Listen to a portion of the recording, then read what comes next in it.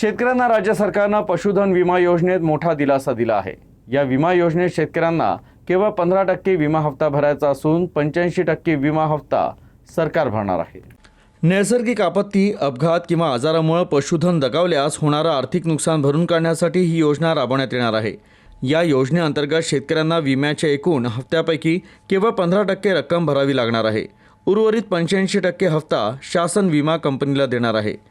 गाय, म्हैस, शेळी, मेंढी आणि बैल अशा पशुधनासाठी 3 वर्षाचा विमा एकाच वेळी काढता येणार आहे। पूर, वीज कोसळणं, नैसर्गिक आपत्ती, रोगराई, सर्पदंश यासह विविध कारणांनी जनावरांचा मृत्यू झाल्यास विमा संरक्षण मिळणार आहे।